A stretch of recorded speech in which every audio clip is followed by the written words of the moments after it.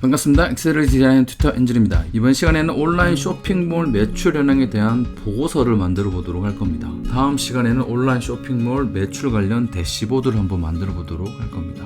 그 전에 오늘은 보고서, 지금 여러분들이 보고 계시는 간단한 그래프 몇 개 하고요. 그리고 데이터, 숫자가 위주가 되는 보고서 형태를 만들어 보도록 할 겁니다. 그리고 지금 온라인 쇼핑몰 같은 경우는 이미 매출이 마감이 됐습니다.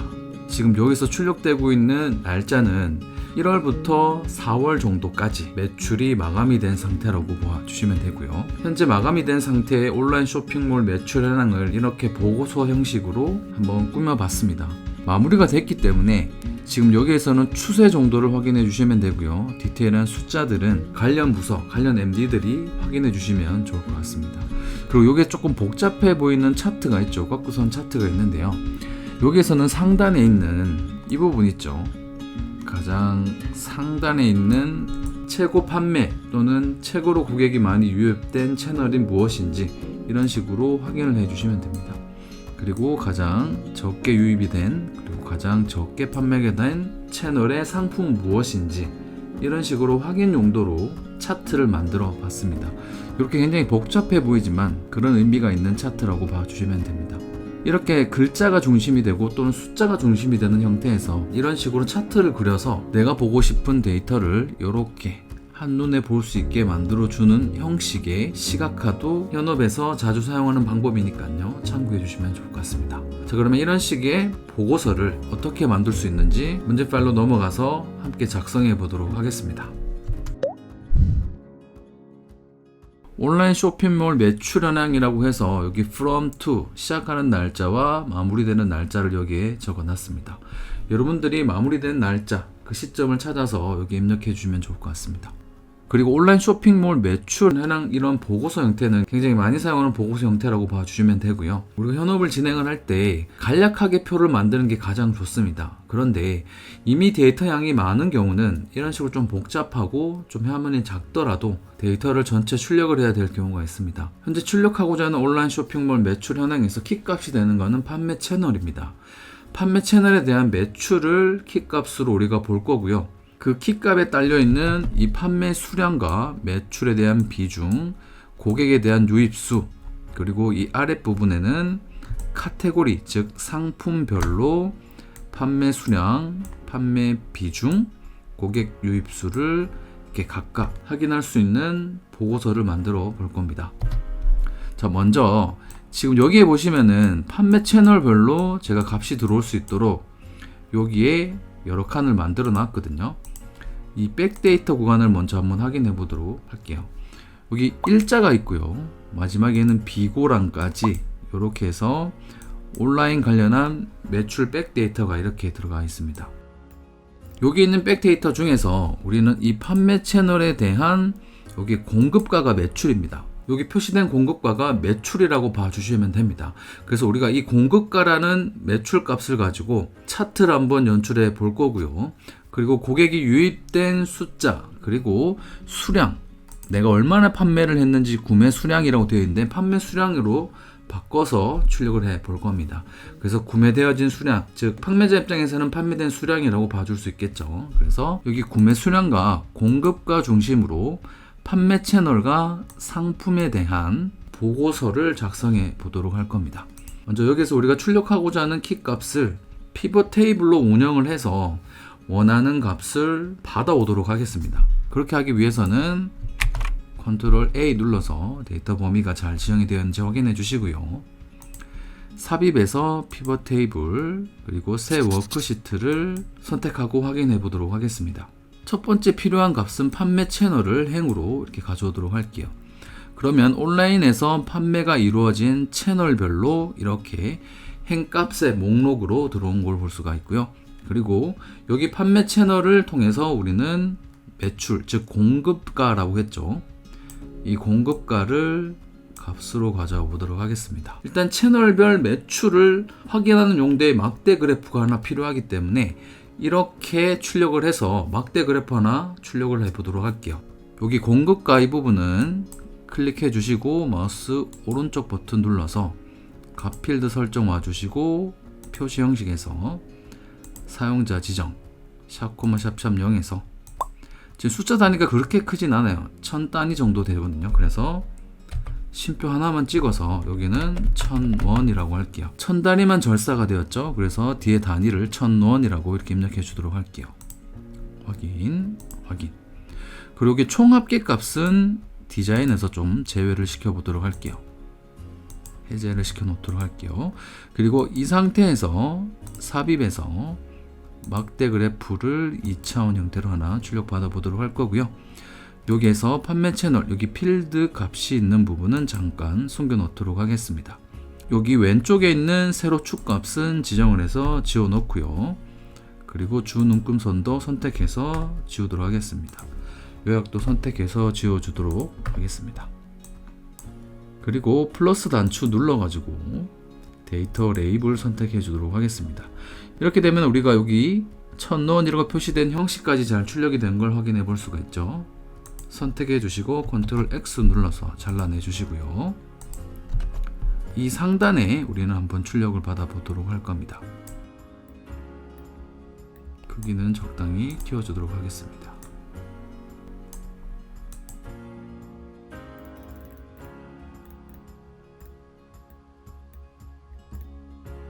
그리고 이 숫자 값은 눈으로 보기에 좀 컸으면 좋겠어요. 글자 크기가 좀 컸으면 좋겠습니다. 그래서 컨트롤 시프트 이 부등호 있죠. 부등호 모양 오른쪽에 있는 부등호 모양을 눌러주시면 되겠습니다.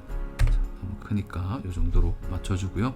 이 아래 구간에 있는 가로축도 하나, 둘, 셋 정도 눌러주도록 하겠습니다.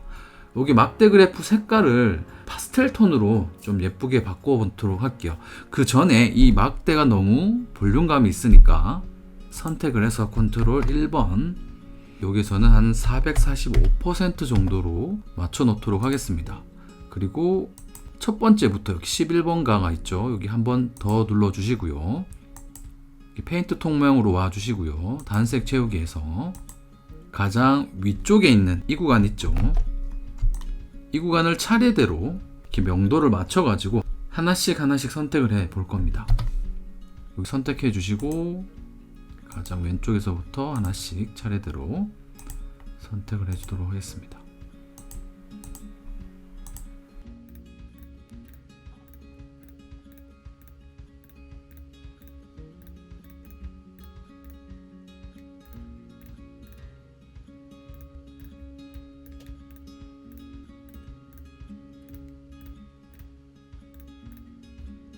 네, 파스텔 톤으로 잘 바뀐 걸 확인해 볼 수가 있고요.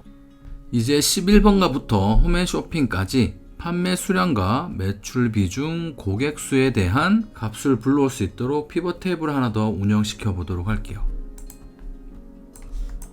카피해서 붙여주시고요. 여기에서 피벗 테이블 목록 상자에서 공급가는 일단 아웃 시켜주도록 할게요.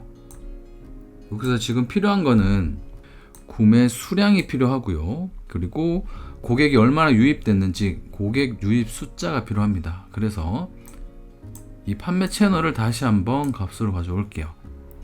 여기에서 다시 한번 판매 채널을 가져온 이유는 개수값으로 사용하기 위해서 가져온 겁니다. 그래서 11번가에 구매가 일어난 이 개수만큼 고객이 들어오셨을 거고요. 그리고 들어온 고객께서 구매를 해 주셨을 겁니다. 그래서 고객 유입 숫자를 판매 채널이 반복되어서 기입된 개수만큼, 그러니까 이 개수가 고객이 유입된 수라고 봐주시면 되고요. 그리고 여기에서 공급가, 매출을 중간쯤에다가 한번 놔보도록 할게요. 여기에서는 매출 비중을 우리가 퍼센트로 구해야 되거든요. 그렇기 때문에 어떻게 할 거냐면은 수식은 이렇게 됩니다. 여기에서 이 공급가 하나는 나누기 이 전체 중에서 썸을 해줘야겠죠. 이 전체 합계 중에서 여기는 뭐 절대 참조가 돼야 될 겁니다. 그쵸? 요렇게 해서 퍼센테이지를 한번 출력을 받아 볼 거예요. 이런 식으로 쭉 잡아당겨 주시면 여기에 있는 비중값은 전체 오른쪽 아래 보시면 100%가 나오죠. 그래서 이 11번가는 전체 매출에서 비중을 8.4% 정도 차지하고 있구나 라는 거를 피벗 테이블 안에서 바로 나타내 보도록 할게요. 그리고 값도 비교 한번 해 보도록 할게요. 공급과 여기에 커서 찍어 주시고 마우스 오른쪽 버튼 눌러서 값 표시 형식, 여기 보면 열합계 비율이란 게 있습니다. 열합계 비율 클릭해 줍니다. 그러면 여기는 소수점 두 자리지만 여기는 소수점 첫째 자리였죠. 그래서 초수점을 한 자리 더 나타내 주시면 왼쪽과 오른쪽 값이 일치하는 걸 확인해 볼 수가 있습니다.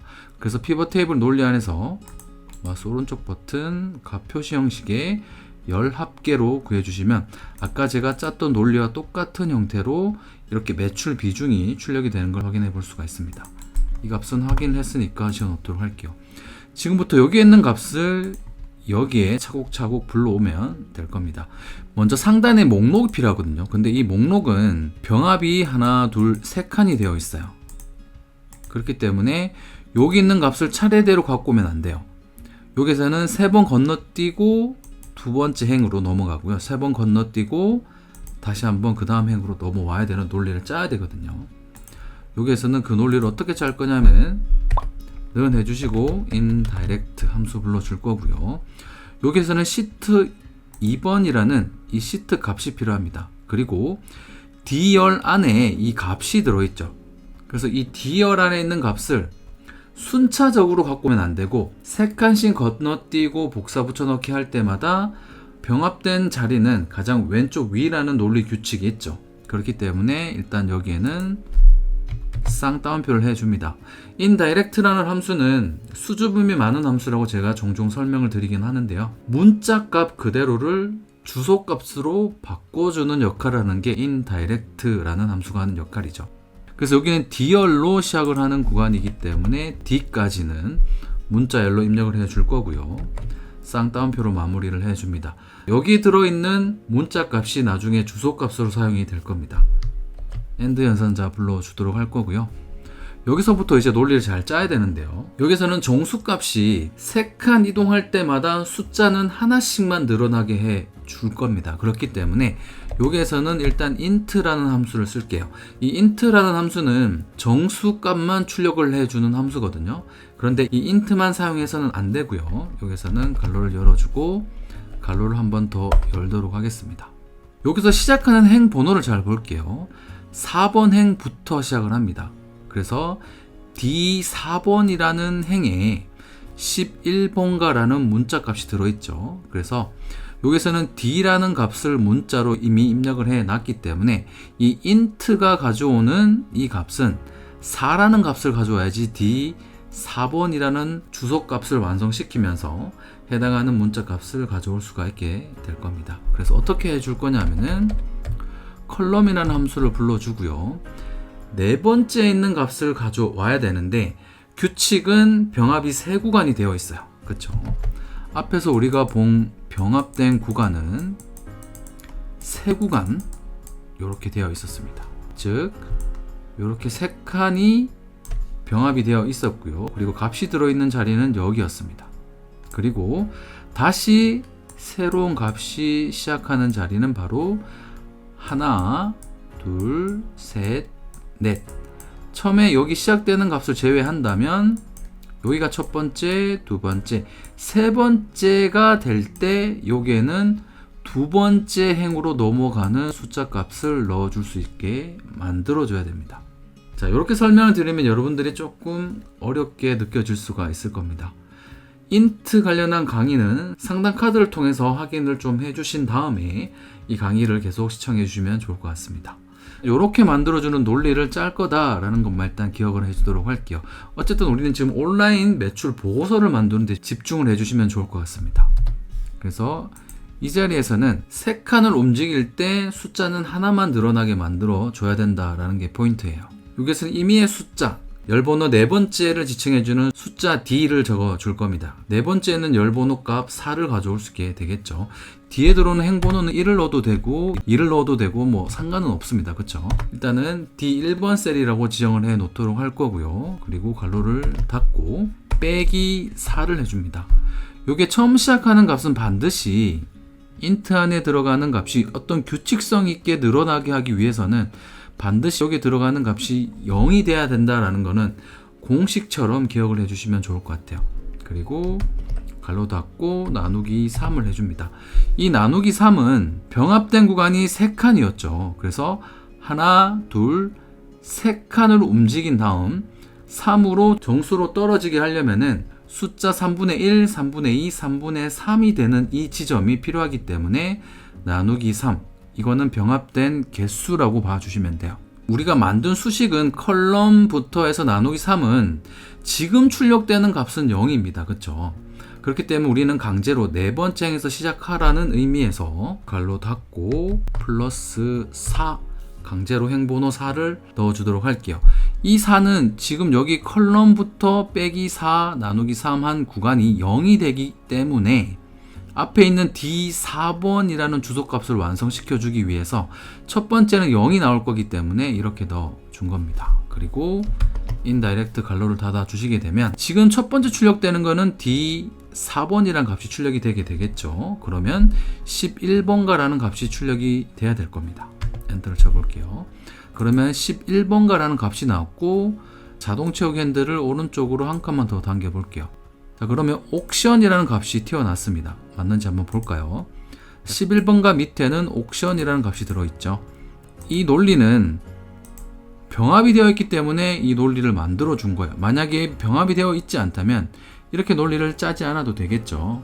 근데 레이아웃을 이미 이렇게 잡아놨기 때문에 우리가 보통 데이터를 관리하는 입장에서는 병합을 하면 굉장히 논리를 어렵게 만들어야 되기 때문에 보통 데이터베이스를 관리를 할 때는 병합을 될 수 있으면 해주지 않는 게 필요합니다. 어쨌든 이렇게 만들어 주시고요. 복사 붙여넣기를 오른쪽으로 쭉 당겨서 홈앤 쇼핑이 끝에 있는 값이거든요. 잘 들어와 있는지 확인을 해주도록 할게요. 아까 언급드렸던 상단 카드를 통해서 확인을 한번 해주시고 이 강의를 다시 한번 집중해서 들어주시면 좋을 것 같습니다. 이 밑에도 근데 똑같은 논리가 들어가게 될 거거든요. 여기는 판매 수량이기 때문에 쭉 드래그를 해서 컨트롤 C 하고요. 일단은 붙여놓고 엔터키를 눌러 놓도록 할게요. 여기는 수량이 나와야 됩니다. 그쵸? 수량이 들어가 있는 자리는 여기 2열입니다. 이 2열에 있는 값이 똑같은 규칙으로 들어오면 돼요. 그래서 여기에 시작되는 열 주소값만 바꿔줄 거예요. 세 자리씩 병합이 되어 있어요. 판매 수량, 그리고 한 칸, 두 칸, 세 칸. 여기도 매출 비중도 한 칸, 두 칸, 세 칸. 고객 수도 한 칸, 두 칸, 세 칸. 어떻게 보면 이 논리를 짠 이유가 이 밑에 있는 값도 동일하게 넣기 위해서 이렇게 짠 거예요. 그래서 판매 수량이라는 게 지금 여기 2열에 있기 때문에 이게 구매 수량이 즉 판매 수량이죠. 헷갈리니까 제가 판매 수량이라고 일단 바꿔 놓도록 할게요. 그리고 천 단위 구분 기호도 미리 찍어 놓도록 하겠습니다. 마우스 오른쪽 버튼 표시 형식에서 숫자 값을 이렇게 찍어 주셔도 되겠죠. 이렇게 만들어 놓고 시작해 보도록 할게요. 여기서는 2로만 바꿔주시면 돼요. D를 2로 바꾸고 엔터. 여기에서는 값을 오른쪽으로 쭉 긁어도 사실 되긴 합니다. 근데 이런 식으로 하나씩 카피를 해 주셔도 되겠죠. 1284네요. 그쵸? 1284가 가장 마지막에 있는 이 값인 거죠. 그리고 이제 여기는 매출 비중입니다. 매출 비중이라고 적어줄 겁니다. 여기는 이제 F열이죠. 여기 있는 값을 드래그를 해야겠죠. 드래그를 해서 붙여넣고요. 여기는 E가 아니라 F로 바꿔줍니다. 여기는 마찬가지, 여기도 마찬가지죠. 이렇게 값을 붙여넣어 줍니다. 고객 수는 여기 G열에 있습니다. 고객 수라고 해놓을게요. G열입니다. 그쵸? 여기 있는 값을 카피해서 붙여놓고 여기서는 G열로 바꿔주겠습니다.